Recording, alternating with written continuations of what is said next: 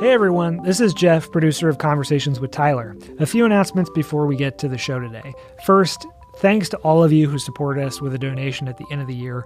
We really appreciate it. I also really enjoyed receiving your notes. I know Tyler did as well, including your feedback on the end of year episode, which was good. So we'll do more of those. We'll answer your questions, give you a peek behind the scenes, and I'll get Tyler to reflect on recent conversations. So listen out for more of that in the future.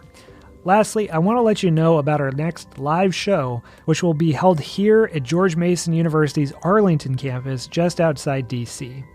Our guest is John McWhorter, a linguist at Columbia, contributor to The Atlantic, and host of the popular podcast Lexicon Valley. This special live show will be held on February 17th at 6 p.m. and is free to attend. So if you're in the D.C. area then, you can register by clicking the link in the show notes or visiting conversationswithtyler.com. Thank you.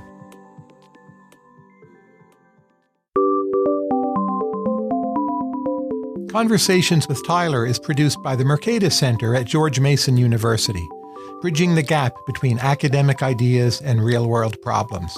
Learn more at mercatus.org. And for more conversations, including videos, transcripts, and upcoming dates, visit conversationswithtyler.com.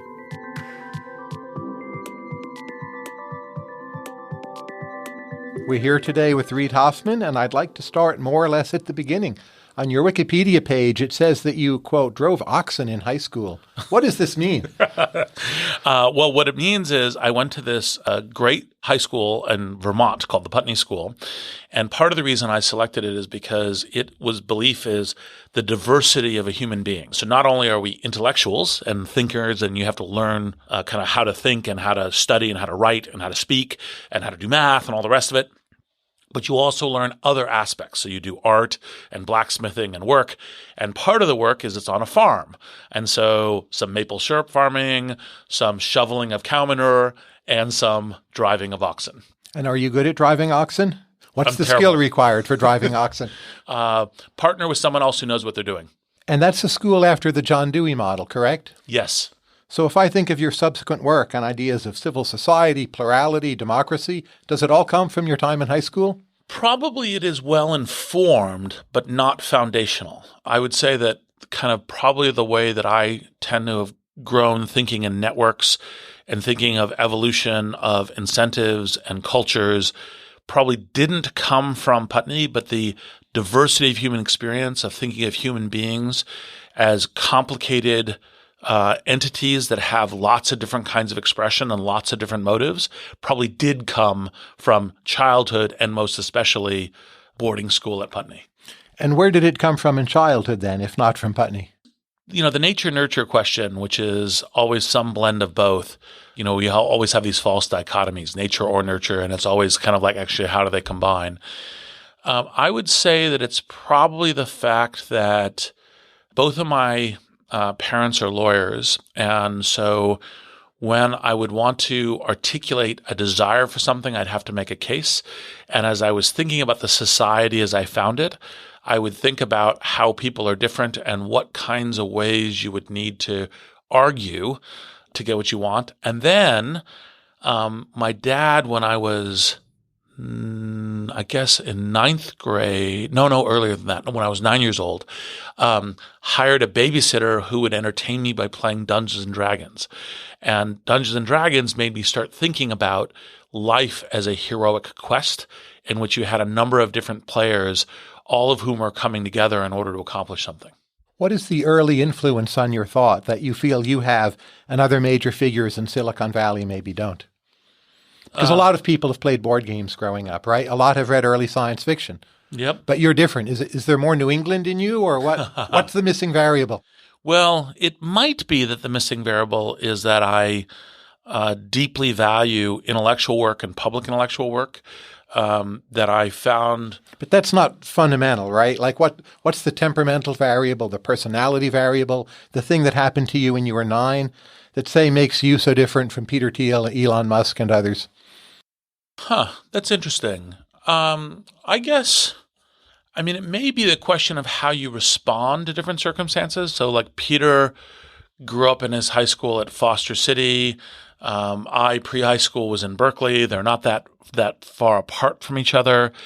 But I guess what I would say is that when I encountered and saw suffering of people around me, and so that would range anything from, my mom was one of the first women through law school at Cal and joined Wilson Sonsini, and, partners then were making jokes about, now they're letting the secretaries become lawyers and so forth, and seeing what impact that would have. My reaction was, how do we reformulate society to be on a trend to less suffering and to more evolution of who we would be? I don't know if there was a particular experience of it that was like this one catalytic moment, this moment of epiphany, other than that was the way that I was reacting to a set of things that I was seeing. If we think of Peter Thiel and Elon Musk, they could arguably, by the standards of many people, be called weird. I've reviewed everything, all the books you've written, a lot of your public talks. I can't recall you saying a single thing that's outrageous in any way whatsoever. Why aren't you weirder? Maybe I mask it better. That's my Straussian element, is that I hide my weirdness. I would say that a little bit of it comes down to a theory about kind of what is the right way of evolving discourse. And while I think I probably do have a variety of views that people would think is weird, so I for example, think of myself as a mystical atheist, right, which is neither the full atheist category nor a kind of any religious category, but some blend in the middle. Or the fact that I actually think that the notion of like kind of this capitalism is one of the world's leading interesting technologies, but is not a particularly good philosophy. And you'd think that's odd for an entrepreneur, an investor, and so forth. So I have areas where I would say I'm probably groups of people would think I'm weird. I may not highlight it because I tend to always speak in a way to how do I think I help us make the most progress. And I would only say the weird things if I thought that was the thing that would result from that. So there are weird things that are in your mind. Yes. Yeah. If I view your work as a complete outsider, I think of you as a kind of living embodiment of John Dewey. And you went to a John Dewey-inspired school. So social communication is a critical idea, a big emphasis on a certain kind of communitarian experience of democracy, pragmatism, thinking in terms of large-scale systems. Yet you don't cite Dewey much. There's Wittgenstein, Aristotle you talk about in your philosophical background. My take on you, what is it getting wrong? What am I missing? So it's funny. I don't usually tend to be outward bound in my changes in the system. So these are great questions. They get me to try to reflect on my interface point to it. I guess what I would say is that I tend to think in terms of systems. Dewey was a system thinker. But then I tend to think in terms of Archimedean levers by which you change the systems. And I tend to think that there's a number of different types of Archimedean levers. It can range from ideas or memes, can range from incentives or culture, and it can range from leaders building organizations or institutions or reforming or renovating those institutions. And I tend to think that you should play a tool set across the whole thing. Now, to some degree, Dewey is a classic pragmatist, and there's that pragmatism that is definitely one of the things that I have as part of the institution and institution building, think is super important.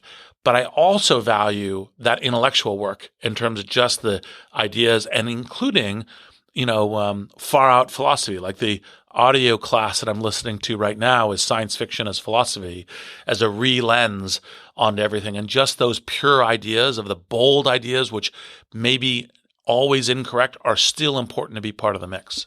Early in your life, what was the science fiction that resonated with you most and why? Early in my life, that answer may be not that interesting. I mean, it's definitely going to be interesting. Right. I would say Dune with Frank Herbert. Yes. Because of thinking of the broad scale of kind of the interplay of politics and religion in the evolution of society, because it's science fiction is that by making these artificial future societies a lens onto our own, I would say Isaac Asimov's question around psychohistory and the Foundation series. And then, things where you start thinking about, Heinlein, Moon is a Harsh Mistress, and also, Stranger in a Strange Land. Those were probably the early ones. And then Ender's Game was probably towards the end of the arc of my childhood. And that reflects the emphasis. And what is it that really bugged you in science fiction, or you disliked, or you rejected? It's always a good window into what people really think. Yes. I would say that usually science fiction is too simplistic in its theories of human nature, that the characters are, to some degree, too unidimensional. And this bugged you as a 12-year-old? Oh, absolutely. Yes. Right. Because, the question is that, the motives are a complication. Like, for example, people say, well, be egoful or egoless. And it's like, well, actually, it's a spectrum. Like the way that our egos are shaped and get expressed is a set of triggers and desires and narratives that we're telling ourselves about the story that we're living and what we're doing in the world. And that's not like one simple bit. And a lot of the, like especially Isaac Asimov, who has a bunch of interesting theories, tends to be like the characters all tend to be these enormously like cardboard cutouts. Avalon Hill board games. How good were you at them? I think you know the answer to this question, which is I don't recall losing one. And which of your qualities are responsible for your being so good at Avalon Hill board games? I think what I did is I learned at an early age what counts as a strategy, how tactics relate to a strategy, and what counts as a differential strategy when you are in a conflict with another person. And it wasn't like I was never as good at a number of people as chess and so forth. And those games always struck me as inaccurate to real world because they didn't have a gap between epistemology and metaphysics. They didn't have the uncertainty, the fog of war. They didn't have randomness elements to them, a bunch of things that are actually, in fact, very present in life. Whereas Avalon Hill games, you had to have plans B. You had to have, like, if the die roll went against you, what else would you do? What was your fallback plan for what you're doing?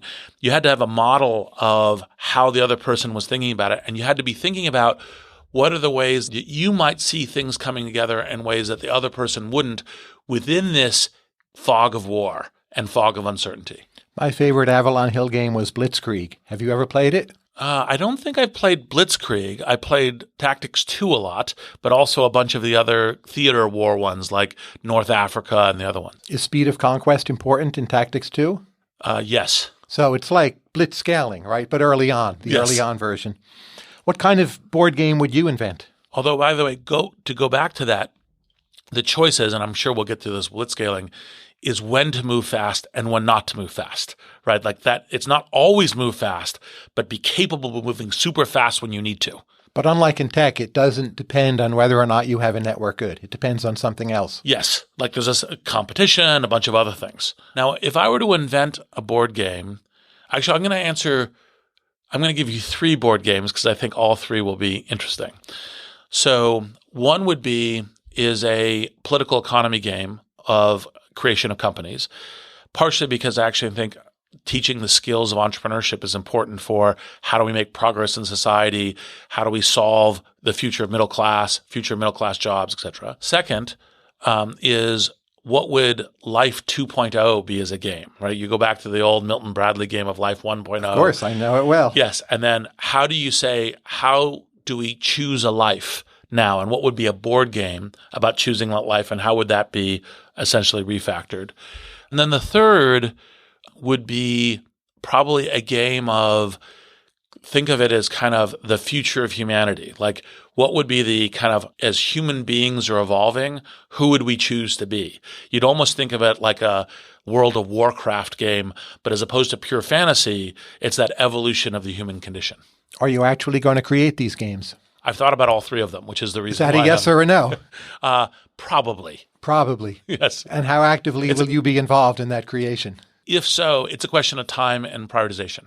Now, you have a master's degree in philosophy from Oxford, and there you won the Matthew Arnold Prize. What did you win it for? So I won I now know this wonderful Oxford expression called proxima acessit, which is I won it for the fact that I would have won it, except there was one better essay than mine. So it was an award, but it was a Proxima Kesset Award. And it was writing an essay on Matthew Arnold's relevance to modern society. Why was the other essay better than yours? I don't know. I never saw it. They didn't send it to me. What do you think of Matthew Arnold today? Wow, that's a question that I have not encountered since 1991. Is he too elitist? No. Pretended to be a radical, but was a fusty old white guy? Or how do we process him now? I am much more of there's a problem with elites where essentially incompetent people try to lock in their own position and strategy and power. And that critique of elitism is a critique that I'm sympathetic to. But the maximum expression of human potential from wherever it comes within human society is something I think is super important. And the valuing of being extraordinary in a number of different ways, including intellectual and a bunch of others, is, I think, super important. And I think Matthew Arnold's values of those sorts were very good. And I think the primary thing that I was writing about in that essay was that one can articulate very good conservative values that are not trying to lock in the past against the future, but trying to articulate principles that help guide you in your actually own evolution of thinking about concepts like liberty and others. To whom do you give greater credit, Socrates or Plato? Aristotle. Why Aristotle? Well, Socrates, as you know, we basically only know through the writings of a number of his students. I found that Aristotle's intersection of studying the world and thinking was a much better form of philosophy. This may get back to your Dewey observation earlier that says, actually, in fact, philosophy is not the thing that you sit in the cave doing, but something you do as you participate in society. And you still want to have kind of theories of human nature, theories of cognition, theories of how you formulate truthful or false theories of the world and theories of human nature, but you want to do it as a kind of as almost like one of the expressions I used when I was an undergraduate to describe the kind of philosophy that I wanted to do is transcendental anthropology, which is you're looking at what humans are doing, but you're applying kind of Kantian, kind of analyses to it in order to kind of derive good philosophy. How did your interest in the late Wittgenstein influence the construction and design of LinkedIn? I'm sure they ask you this all the time. All the time. That was the question I've always been expecting. I would say that the notion of thinking about – so a central part of later Wittgenstein is to think that we play language games, that the way that we form identity and community, both of ourselves and as individuals, is the way that we discourse and the way that we see each other and the way that we elaborate language. And so that pattern of which ways we communicate with each other, what's the channel we do, and what's the environment that we're in come from insights from including later Wittgenstein, who I think was one of the best modern philosophers in thinking about how language is core to the people that we are and that we become. What else from philosophy influenced the construction and design of LinkedIn? Well, a few things. So one is philosophy allows you to articulate theses with clarity. Right? So one of the things that philosophy tries to do is say, well, what's your actual argument? What's your actual theory? What's your actual position?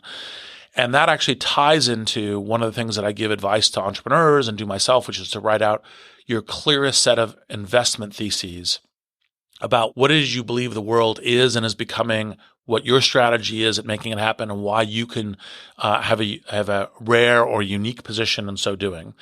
And then articulating theories around, like, for example, having a theory of human nature.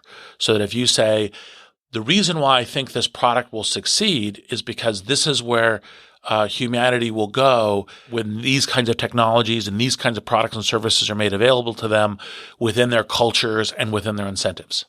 Do you think of the LinkedIn page itself as strictly functional, or is there an aesthetic principle behind it that comes actually from philosophy or the arts in some manner? Well, one of the things that I am still working towards with LinkedIn is the hope of what is the transformation of society that I would love to see LinkedIn become.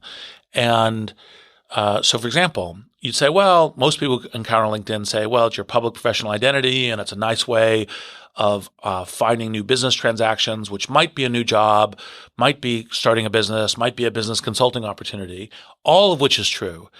But what I'm actually hoping to do is have all of the business world move in the number of single transaction games to thinking about their entire business life and relationship and work as multi-transaction games.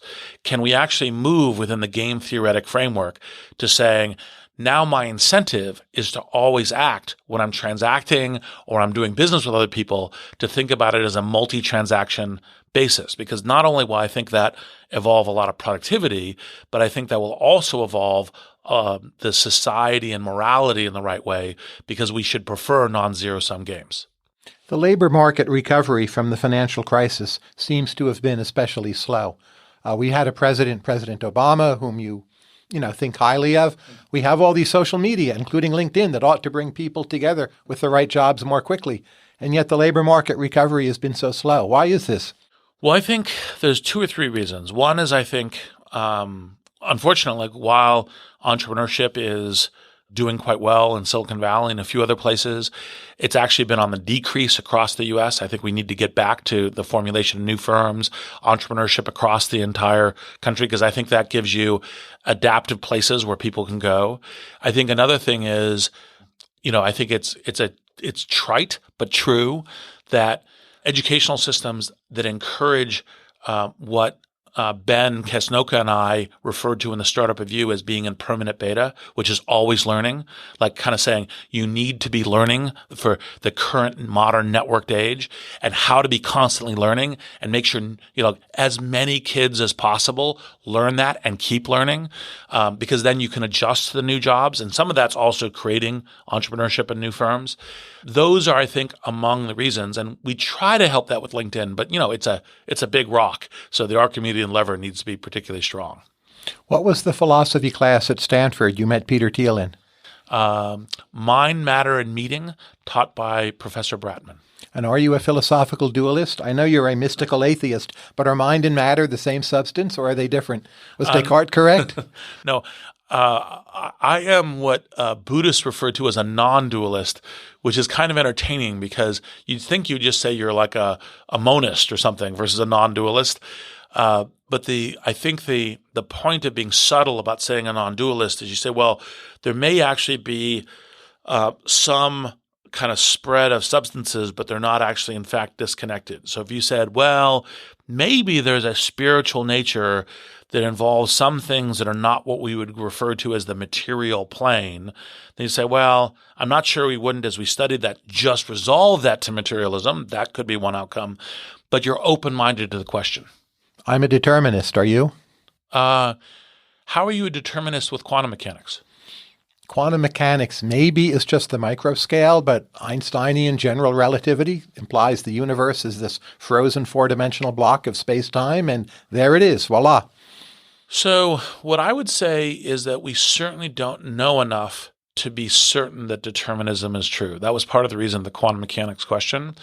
And maybe this is actually one of the ways that I tend to think is how we evolve our culture. So one of my favorite handles when I join a new computer system is Quixotic, right? Quixotic, because if it's all determinism, maybe we should act as if it's not, right? Even if it is. Of course. That's right? The Straussian take. Yes, right.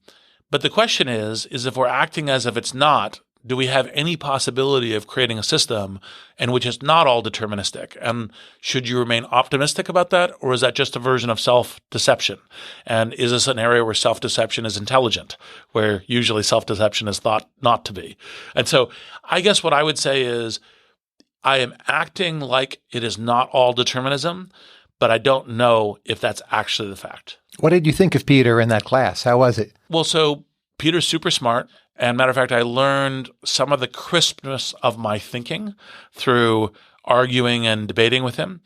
And I think we enjoyed the class as a way of being precise about thinking about things like, is dualism correct or not, for example? How do you and Peter read Shakespeare's The Tempest differently? Oh, boy. So I think roughly our different readings of The Tempest would come down to the following. I think that Peter's reading of The Tempest would view the importance of the primacy of the individual, the importance of Prospero and the magician being self-creating, and that the individual is the primary focus of what matters. And I would say that my reading of The Tempest would say the individual potential and capability are super important, but that the reading of The Tempest is the importance of starting in this magical place in this other island, but then rejoining society with the things you've learned. And your contributions to the society as an individual are the macro reading of The Tempest. What else from Shakespeare strikes you as especially significant? So I tend to think that the reason that Shakespeare endures tends to be less the comedies and more the tragedies. And I think it's because one of the things that we encounter as human beings is we see suffering and we see tragedy around us, and how we respond to that is the great question of how we derive meaning, what is our character. And Shakespeare has an enormously good job of crystallizing that into some kind of the relationship of individual psychological tragedy together with social tragedy. What was it like in 1996 being on William F. Buckley's firing line? Well, that was my very first appearance on television. Peter called me and said they're looking for a technologist who's willing to defend that governments can and should regulate speech on the internet. And I said, would you be willing to do that? And I said, yes. And so I found myself on William F. Buckley's side, him sitting to my left, Arianna Huffington sitting to my right. This is when Arianna Huffington gave an impassioned speech. She's awesome. I think the world of her. But that the internet was a poisoned well that our children were drinking from. I remember that speech. And the people I was arguing against were people that I deeply respect, like John Perry Barlow. Esther Dyson. There was a number of the folks on the other side, during the break, they came over and said, "Why are you on that side? You should be on our side." And I was like, look, by the very specific reading of this thing, which is can and should regulate speech on the internet, that gives you truth in advertising, that gives you liability laws, that gives you a number of other things.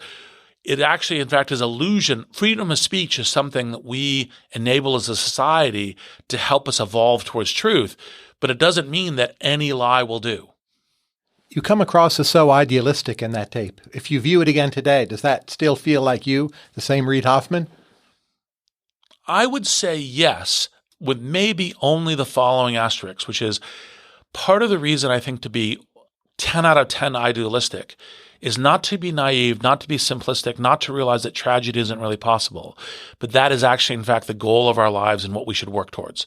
And so ever giving up on optimism and idealism is, I think, a tragedy in itself. Of all the causes behind the success of PayPal, what's the underestimated one?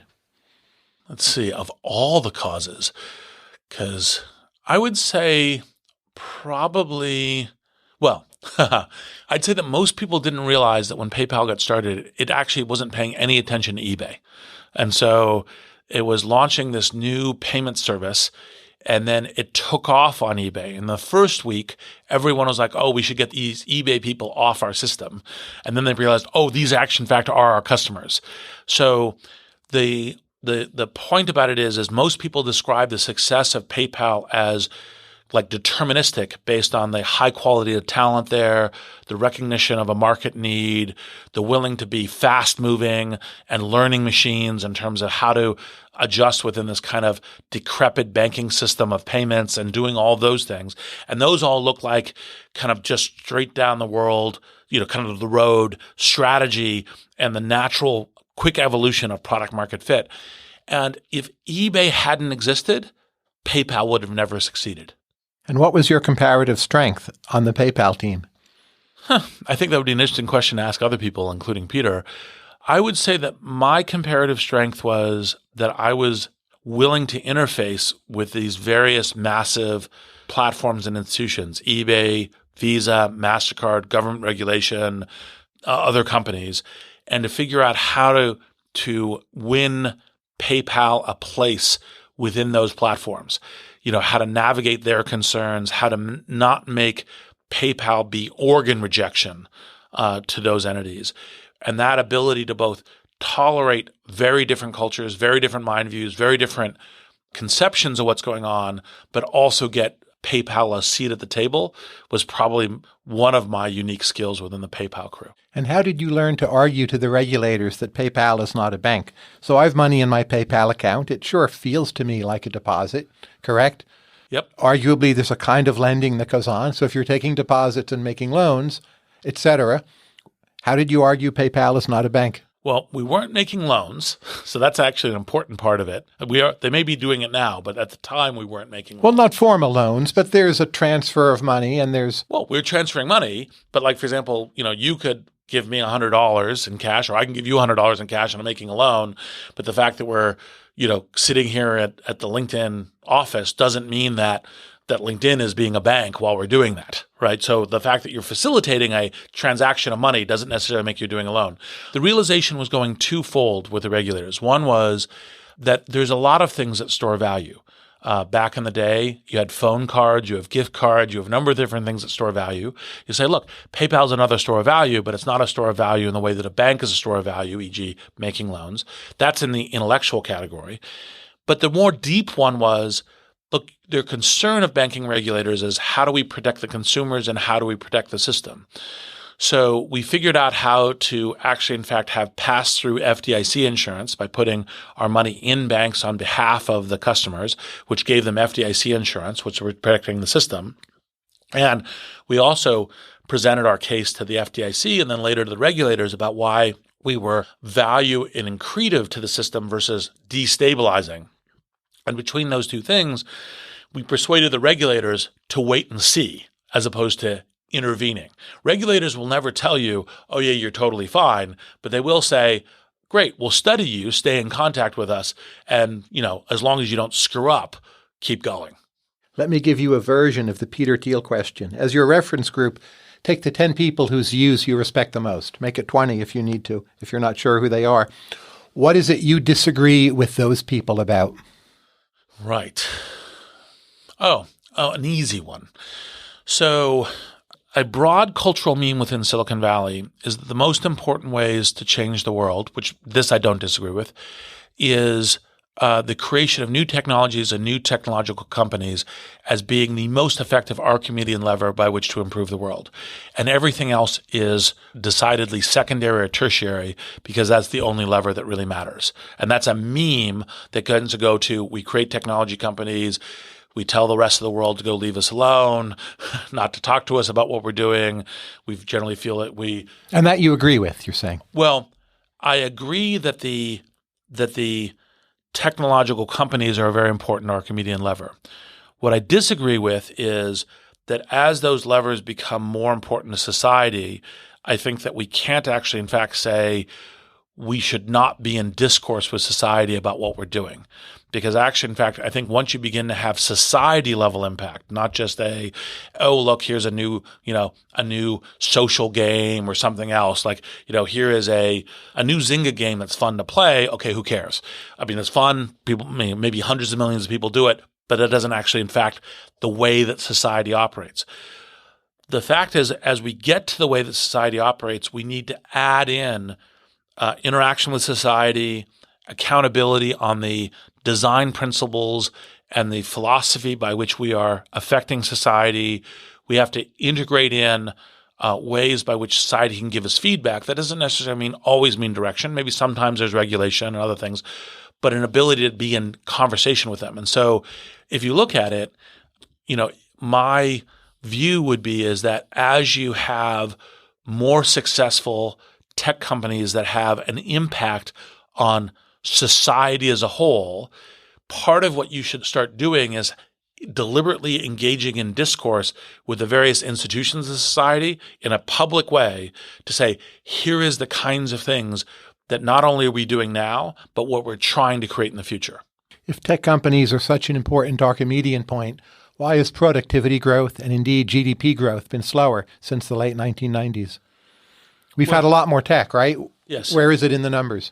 Well, my guess is my answers to you will strike you as the standard answers, but I'll give them anyway, which is, one of the problems with the GDP measure, as you know, is that it measures dollars flowing in the system, not in value flowing in the system. But more and more tech is monetized. There's Amazon, LinkedIn gets you a job, GPS, you deliver more pizzas, right? Well, there's a bunch of those, but if you also say that part of the value of tech is taking a lot of flow of economics out of the system and providing you with goods that you otherwise would have had to pay for, but you now get for free.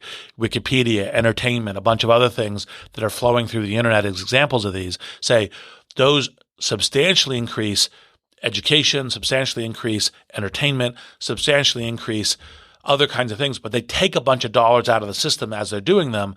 That would give you a net GDP that doesn't look like it's growing, even though there's actually, in fact, more value happening for the same amount of dollars flowing in the system.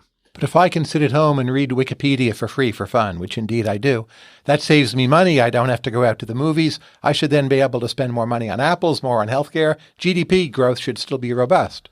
Well, actually, if you still have the same number of dollars that you're spending, right, and the same number of dollars is flowing through the system, that would actually suggest to you that you're still spending your money and you're spending it on different things, but that wouldn't necessarily give you GDP growth. Why are businesses so bad at certifying talent? So you've written on this. We have a highly wasteful system. They need to see you go through 4 years, 6 years, 8 years of schooling before they know how good you are. How can that possibly make sense? What's the market failure? And why haven't we fixed it? So we have tech companies, they're brilliant, the smartest people run them, and they can't fix this problem. What's gone wrong?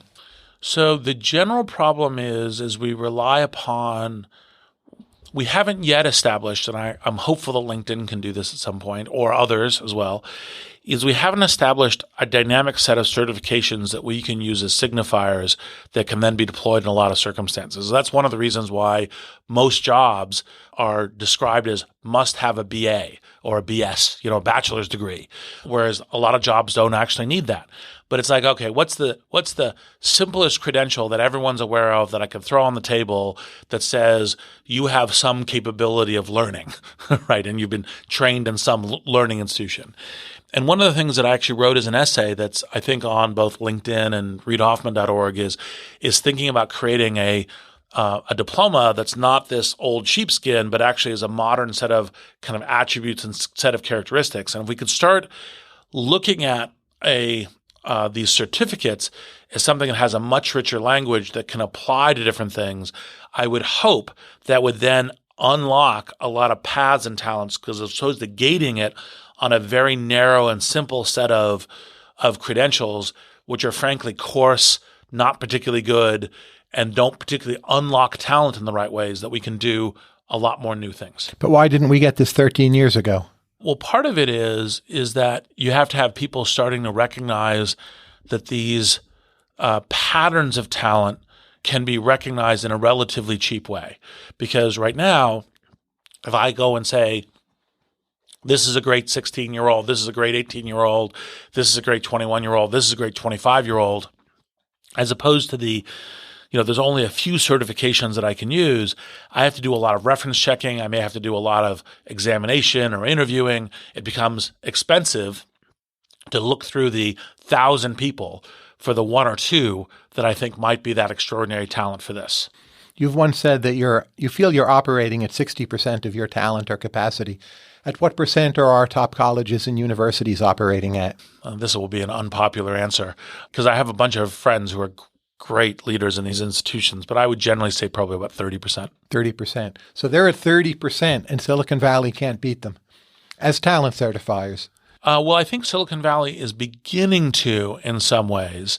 I think that there is, various programs that kind of go to, how do we do network recognition of talent, whether that's like YC, Village Global, other kinds of things that say, how do we have a network certify that talent? So I think it's beginning there. And then we have interesting kind of coding camps and other kinds of ways. Like, I think we're just beginning to really experiment with the patterns that might be able to scale. Now, you've had a very strong record with angel investing and also venture capital. What do you think you understand about talent search and identification that other people do not, who would nonetheless be seen as quite skilled at it? What's your unique insight? let's say, I would say, I guess two things. One is the network validation and how do you get to those network patterns. So, for example, I would rather do reference checks than interviews as a way of, like if you said I had to pick one, I'd pick reference checks. And I try to figure out patterns by which the network bubbles up the talent versus the, oh, I'm a picker, right? Like if I can pattern the network the right way, that would be a much, much better way of doing it. And that's also, when you say what does that mean, pattern the network the right way? Well, so for example, take my role as an investor at Greylock. I almost never meet with an entrepreneur that doesn't come from an introduction from someone I trust. And part of the introduction from someone I trust are I trust different people on different things. So like, for example, there are some entrepreneurs who say, oh, this person is an absolutely great technologist. And I go, well, that person doesn't really understand technology that well, so that doesn't matter, right? Whereas this person might say, this person has a lot of drive and a lot of grit, and I should pay attention to them, and they are good at that kind of thing. And then, okay, well, how does that fit with the project that they're working on? And so I try to configure not so much like people would think because I write these books and do these podcasts like Masters of Scale and other kinds of things that I'm just trying to get the raw flow in. I'm just trying to get that person to lob an email to me from some strange corner of the world. Actually, in fact, the way that I do investing is entirely through my network. Let's say you call up a reference. What question or questions do you ask that other skilled people do not? So one is, what's this person's greatest weakness and challenge? But doesn't everyone ask that? Well, maybe. I hope that they do. But frequently what I will do is I will say, and if you don't give me one that's believable, I'll believe that the thing that is so bad you can't tell me about it, right? So I try to actually, in fact, get a good answer to that question. I also will frequently say things like, is this person the top 5 person that you would choose to do a new venture with, or some relevant question of sortal, right? And then if they would say top 5, then say, okay, who are the other 4, right? Like these kinds of things in order to really sort out like how well this person thinks of this. Now, sometimes they'll say, no, they're not top 5, but they're still really good.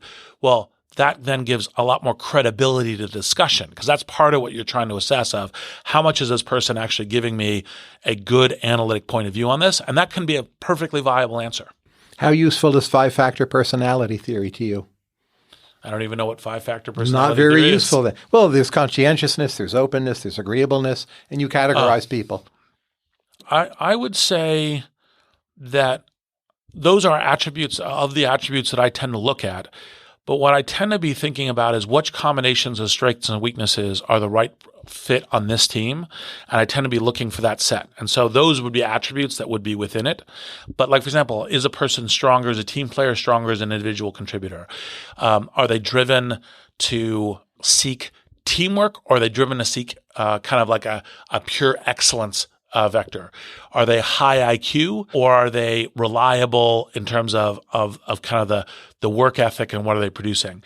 How much strength in the face of adversity do they have? Those kinds of things what I would look at on the characteristics. Let's say you're looking not for talent in the narrow sense, but you're looking to spot a spotter of talent. How would you judge a spotter of talent and evaluate that person? So I would look, there's probably 3 categories of things that I would look at. One is, do you have the basic competencies in how do you recognize, does the person have skills? Is the person reasonably quick and good thinker? Do they have persistence? Do they have a good work But everyone ethics? will look for that, right? What's the unique element? No, but that's like, but Right. you want table stakes, right? So you Right. have to have the table stakes. The next thing would be and then what are the ways that you realize that the table stakes can mislead you and be wrong, where you can find really startlingly good talent where the traditional mechanisms don't work, right? So it's a little bit of the contrarian question where you'd say, hey, actually, in fact, looking for the person who dropped out of school because school was boring and they wanted to achieve something really interesting, but they were still driven by curiosity and interest and these sorts of things is a way of doing it. Where people would be not counting their work in a good way because they just hadn't achieved success yet, because people tend to proxy to success versus the capability of the work, right? Those kinds of things in the third category. And then second category. And then the third one is, how do you do it differentially well? Like, what is the way that you say, and that's obviously part of the second category, but what is the way that you spot talent in a way that you have an active theory that you're improving about why you're differentially good? So you look for people with a good active theory. Yes. Or just a different active theory. Yes. Well, a theory that is both different, they have a theory of why it's good, and they have a mechanism for improving it. And how has your background in philosophy affected how you view talent search and identification? I don't know if I've ever put those two things together, but what I would say is that I tend to think that so, for example, one of the things I disagree with Aristotle on is this kind of theory of the metals, where he did a hierarchy ranking of kind of like gold, silver, bronze within a society. And I think those kinds of hierarchies tend to be simplistic and tend to be underdeploy the possibilities of talent. What I would say is that kind of the question of saying the fact that you have a lens where some people are really good at certain kinds of tasks, playing in certain kinds of teams, weathering certain kinds of challenges, and what's the combination, and the fact that you have an active theory that fits between the task that you're trying to do and the game that you're playing in order to accomplish that task.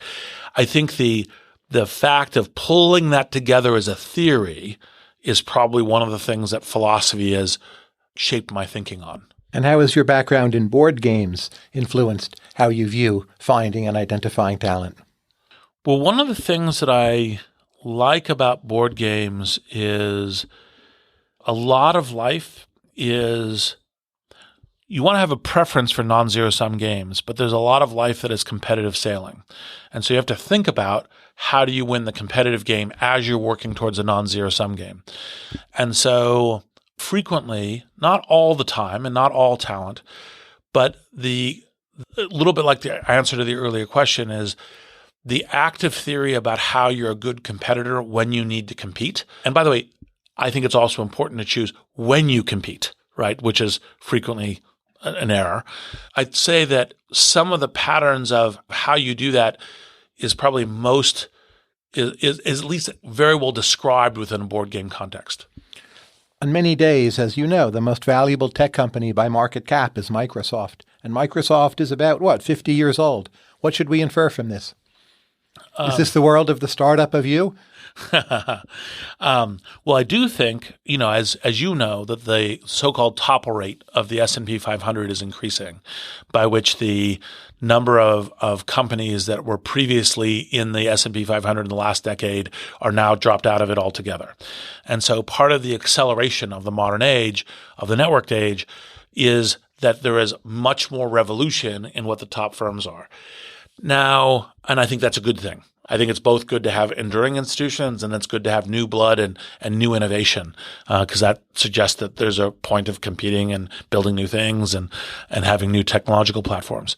I do think that one of the things that the untold goodness about the renovation of the Microsoft story, which Satya is doing such a great job of, the fact that you can build to greatness, can be challenged, and can rebuild is as important as kind of the entrepreneurial story because like persistent institutions at scale that do the inventions and innovations that only scale can do, like building massive new platforms like cloud computing tends to come from the big companies, not tends to come from startups.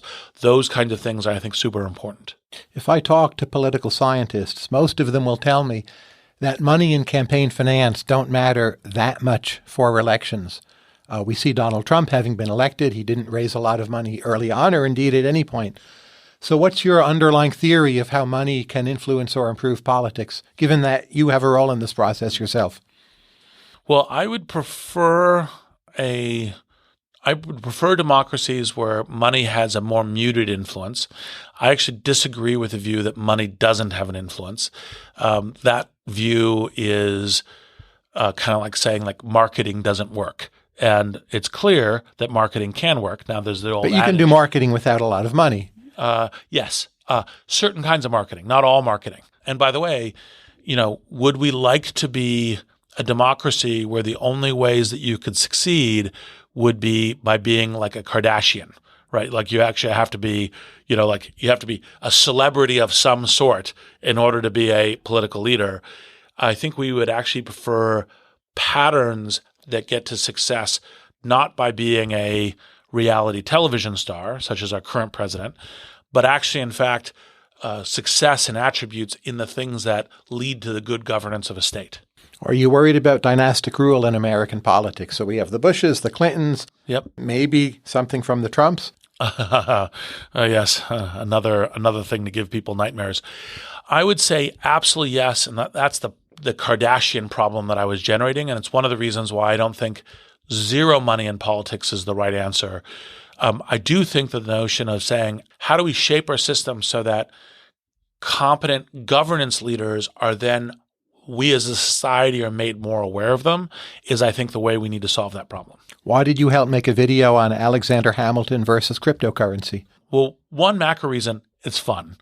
Another, but what makes it fun, right? That's endogenous. Yeah, but it is also fun. I argued in a Wired article that I wrote in 2015 that the world will need one or more cryptocurrencies. I tended to find that the bankers were all like, oh, all the crypto guys are just kind of hustlers and not really trying to build a good new future vision of the world, which they are.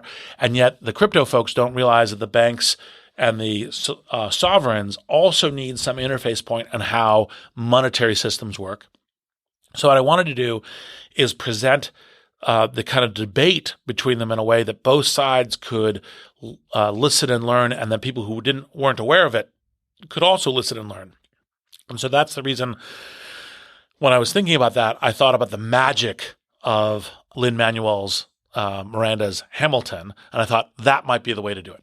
And the significant cryptocurrency we end up with, will it be Bitcoin? Will it be the Chinese e-currency, or something that doesn't exist yet? So I think there will be Bitcoin. Don't yet know on the e-currency, but I think it's very possible, especially because, there's such a large market within China that if it builds there, that's how networks start. And my guess is it will be at least one more additional. Why does the East Coast establishment hate Facebook so much, but not Google? So I think that part of the East Coast establishments, I think there are some good challenges and some bad challenges. I would say the bad challenges are kind of almost like an emotional response of people should be listening to me, and yet they're off doing this Facebook thing and not listening to me. So the fact that attention flows in a different way, and that's both economics and everything else, I think is part of what causes a bad response, because part of Facebook is saying, hey, we're enabling every individual to speak and connect and follow what they want. I think the good response is that once you become social infrastructure, you should also be responsive to society. And so let me put that point a little bit more bluntly, which is if you have a system that's designed for velocity as its measure, velocity is more likely to be things that you negatively react to. It's more likely to be, anger. It's more likely to be outrage. It's more likely to be fear.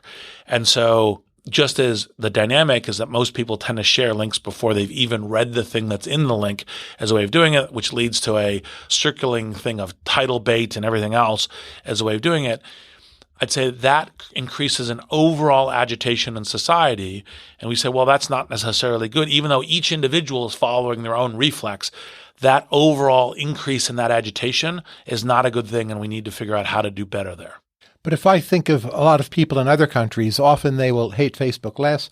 If I think of radio people, they might be skeptical about Facebook, but they rarely hate Facebook. But newspaper people seem to. How much of that is just flat-out competitive rivalry and the newspapers have been losing? Well, that was my first area, where it was like newspapers go, you should be listening to me, and you're paying attention to this Facebook thing instead.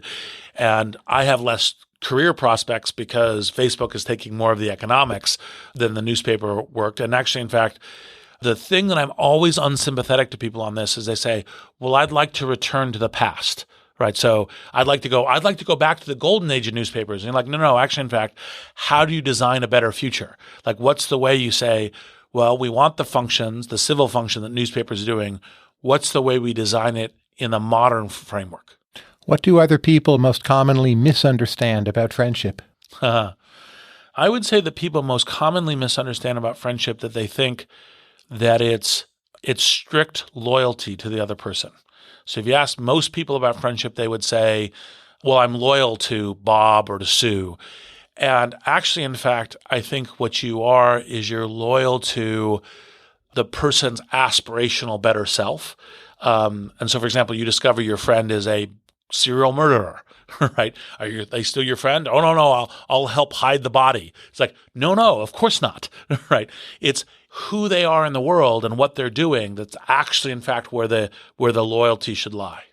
If God does not exist, where does the mystical indeed come from? Well, why not just bring God into the picture? Well, the problem is God is this classic way that we put kind of human narrative of saying, oh, well, there's this entity in the sky that's just kind of like an amplified human being. Now, of course, sophisticated theologians always say, well, it's all the mystery, and that's a wrong understanding of God, and blah, blah, blah. But I actually think the question about keeping mysticism in the picture is to say, don't be overly certain about your current theory of the universe, right? If we look back in history and know anything, what we know is there are certain things that we believe today that 50 or 100 years from now will be thought to be stupid and crazy. And by the way, you might say, well, okay, is there some kind of mystical force creating the universe? The answer is possibly. Right? Now you say, oh, it's this particular entity who left this particular book or had this particular prophet. You're like, well, that seems less likely. But the fact that there might be things there, you should stay open-minded to. Which books do you still hope to write? Well, it's enough to name one. I definitely hope to write a book on friendship. I think that's one of the things that's super important in our lives. And then... Can friendship be learned or taught through books at all? I think so, in part because I think that one of the ways that you learn is by asking questions. And so if a book can put the question in a good way that you can start thinking about it, then that creates the basis in which you can, by interacting with other people as well, learn better friendship. Like friendship is a skill, among other things. Any other book you might plan on writing? Well, I am thinking a lot about whether or not we should be creating some new forms of science fiction. And the reason is I think we have two failures of current science fiction, especially in the video form. There's too little utopic science fiction. And yet, if we have a hope for the future, it's through technology, it's through change. And so we need to make sure that we are keeping that kind of utopic possibility, the optimism for it, and how do we get there? And then the second is, if we look at current technological trends today, there are things that we know that are coming that science fiction isn't addressing. For example, we know that what's coming is, even if we don't get to artificial general intelligence, the ways that artificial intelligence will affect all systems in the world is going to radically evolve. And how does that change our notion? How do we have a progress of humanity in that system, which I believe is possible, but we need to be thinking about it and directing ourselves to it. And maybe the science fiction narrative form is the right way to cause that discussion and that reflection and that thinking. I just saw the new Terminator movie. Elon Musk is very worried about Skynet goes live. Are you? And what probability do you assign to that scenario? Well, this is, kind of entertaining because within the Tesla, I think it's within the SpaceX headquarters, there's a little Skynet server room, so it's kind of entertaining. But I would say that I don't have a 0% worry there, but it is not my most macro worry. Do I think there's possibilities that AI could get to something bad? Yes. But by the way, we all discount nuclear war now because we haven't had it for 70 years, and yet there's still a bunch of armed nations, some of whom are kind of crazy. So the fact that it probably doesn't go to zero, it doesn't mean that I go, oh my God, I'm deeply worried about it. So overall, I'd say attentive but not worried. But say it's 3% chance. Doesn't that mean we still should be obsessed with it? Because my goodness, a 3% chance of Skynet goes live. Well, I'm not even sure it's 3%. But for example, you say, okay, we take a pseudo artificial intelligence systems, we tie them to a nuclear defense grid, and something that's an unintended consequence that isn't necessarily the evolution of intelligence, but some set of triggers cause something to happen. That would be the category of thing that I would have more worry than you have a malicious evolution of a superintelligence. Last question. What makes for a good aphoristic thinker? What makes for a good aphoristic thinker is how do you string together a set of aphorisms such that a reader or a consumer of them comes to, it catalyzes them about how to think about something. And so prose is usually like, here's an argument of a thesis and a set of arguments and a conclusion and evidence within that. An aphorism is to say, we're trying to change your mindset, the German Weltanschauung, the kind of worldview, the way you're thinking about this. And it's not to a deterministic move you from point A to point B, but to catalyze you from moving out of your local maxima or minima. And when you write well in aphorisms or you present aphorisms well, that's what you're trying to do. Reid Hoffman, thank you very much. It's a pleasure. Thanks for listening to Conversations with Tyler. You can subscribe to the podcast in iTunes, Stitcher, or your favorite podcast app. And if you like this podcast, please consider rating it on iTunes and leaving a review. This helps other people find the show.